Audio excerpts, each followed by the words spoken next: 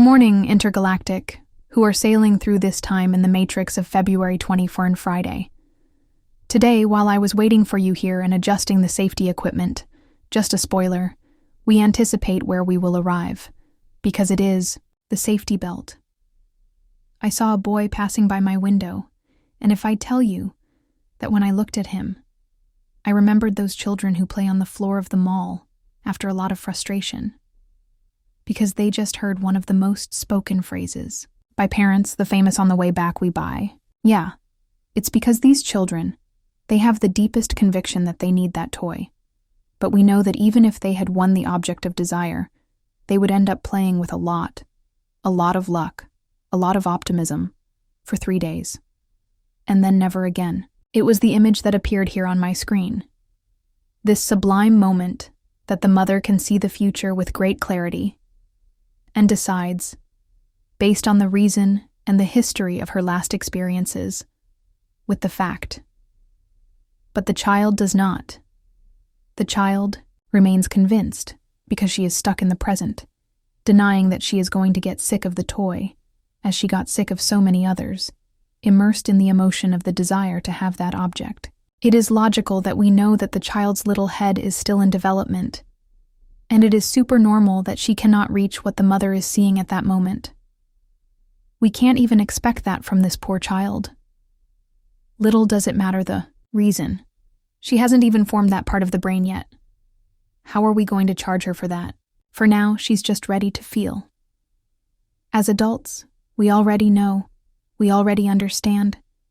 Life has already made it very clear to us that it is normal for us to be disappointed sometimes, to have to deal with frustration, even if it comes from people close to us. And that not always, we will get everything we really want. But as a child, no, this feeling can be assimilated with a near-death experience. The problem is that although we grow up in size, there is an inner child inside us that forever lives inside us, and that, many times in our life, will throw herself on the ground and will scream in our head because she wants the toy of that day. And sometimes, this hits a need of ours so old that we forget that we are already adults. We are blind in our conviction. We do not want to see the whole, and we simply succumb to the momentary desire to please this child who lives here inside, us, who only knows how to communicate. Who only knows how to communicate her emotions through impulses. But now, our inner, instinctive child no longer has a father and mother to help with the contours, with the limits. In this case, now it's with us. We are responsible for setting this limit. I can be even more scientific here at this moment. We are talking here now about our prefrontal lobe. I don't know if you noticed that I went down a tone here, just to show you the credibility. However, this lobe only ends its development around the age of 30. In some cases, it may even take a little longer. We know that. I'm going to take a break here, just so you can laugh at this disgrace.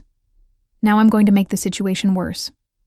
Did you know that the development of this little piece of you depends on how you treat it? So, if you spend hours on the internet consuming superficial content, this will certainly interfere with the development of your prefrontal lobe. We can talk more about science here later, but now I just want to tell you that we are responsible for making decisions. And if sometimes we don't feel capable, there may be a reason behind it. And in these hours, it is worth asking for help or doing that famous trick of waiting 72 hours, 3 miraculous days that reveal the truth. Then you will be able to know if you still want what you thought you wanted. Everything is interconnected. Science, the stars, our emotions, etc., etc., etc. And you came to this intergalactic journey to train to be the master of this musical. The first step for a tuned orchestra is the development of consciousness. And that's what we've been doing. Here every day, T-Square alert. Oh yeah. I knew there was something strange, girl. When I saw that Mercury, tiny, wrinkled, passing by here, I knew it was ready for shit. Let's transmit the signal from our messenger from the Valdemar Falcone universe to understand what the hell this boy is up to today up there. Sky of February 24th, 2025. On this Friday, in the morning, the moon will be around 11 degrees Sagittarius, so it starts to make a position to Jupiter, which is there around 11 degrees Gemini, and a Mercury square that is more or less in this region, in the sign of Pisces. So we have another quick whole quadrature forming on this day, and with the possibility of putting us in what I call the exaggerated mode, right? Jupiter in the angle of tension is exaggerated. In this case, this exaggerated mode is even stronger because Jupiter is the regent of both Pisces, where Mercury is, and Sagittarius, where the moon is. So we can conclude that it is a very powerful planet. So the ideas that came up on that day should not be applied immediately.